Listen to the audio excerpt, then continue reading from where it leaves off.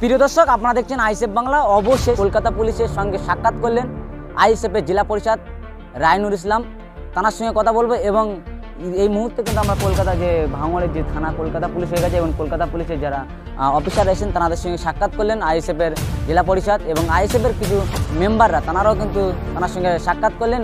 এই জানলেন কেমন সাড়া মিলবে এই ভাঙড়ে মিথ্যা কেসে, বারংবার অভিযোগ উঠছে মিথ্যা কেসে আইএসএফরা জেল খাটছে, মিথ্যা কেসে আইএসএফরা কেস খাচ্ছে, এমনটাই কিন্তু বারংবার শোনা গিয়েছে। এবারে কলকাতা পুলিশ এসছে, বিভিন্ন এলাকার খবর তুলে ধরার চেষ্টা করব।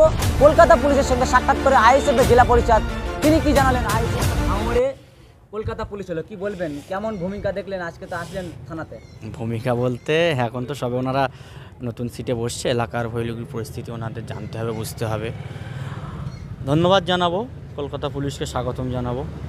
ভাঙড়ে যে অরাজকতা, রাজনীতির প্রতিহিংসা চলছিল, ওনারা এসছেন, আমরা আশাবাদী ওনাদের থেকে এলাকার মানুষ উপকৃত হবে।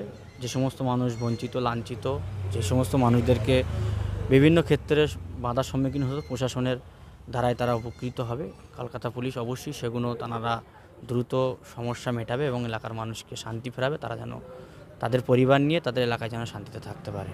ভাঙড়ে বিশেষ করে আইএসএফ মানে মিথ্যা কেস খাচ্ছে, সেই আপনারা কি আশ্বাস পেলেন কোনো যে মিথ্যা কেস থেকে একটু দূরত থাকবে বা মিথ্যা কেস খাবে না আইএসএফরা? সেটা দেখা যাক। পুলিশ প্রশাসন আছেন নিশ্চয়ই, কলকাতা পুলিশ, এনাদের পরিচয়টা অন্য আছে। এনারা কোনো রকম ভেবে যেন কোনো রাজনৈতিক দলের কথা শুনে কোনো ব্যক্তির নামে না যেন মিথ্যা কেস দেয় এবং মিথ্যা কেস না যেন সাজায়। কেস দেওয়ার আগে এবং জিনিসটা তদন্ত করে যেন দেখে যে আজও এই ঘটনার সঙ্গে কারা জড়িত আছে, তারপর নিশ্চয়ই তারা কেস নেবে।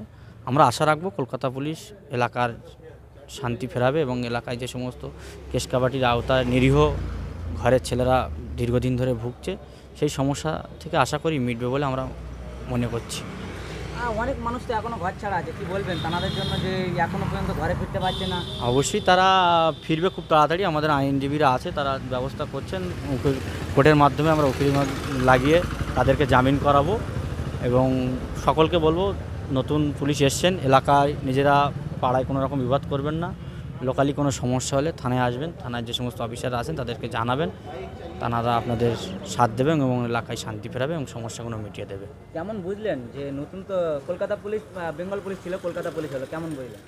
আশা রাখবো ভালো হবে। বোঝাবুঝি বলতে কাজের শেষেই বুঝতে পারবো ওনারা নতুন এসছে, আস্তে আস্তে এলাকা রুটম্যাপ করুক, এলাকায় ঘুরুক, পরিদর্শন করুক এবং বিগত দিনের পুরাতন কেসের ফাইলগুলো ওনারা দেখুক, দেখে সেই সমস্ত কেসগুলো আদৌ কি ঘটনা ঘটেছিল কি না ঘটেছিল সেগুলো দেখব, তাদের দেখে সেই সমস্ত কেসের করবে। আশা রাখবো অনেকটাই ভাঙড়ে শান্তি ফিরবে যদি তারা মানুষের হয়ে, যদি মানুষের সমস্যাগুলো বোঝে। এলাকার মানুষ অতি শান্তিপ্রিয় মানুষ, আমরা চাবো স্যারদের থেকে আরও যে সমস্ত সমস্যা আছে সেইগুলো যেন সমস্যা মিটে এলাকার শান্তিপ্রিয় মানুষ যেন শান্তিভাবে বসবাস করতে পারে।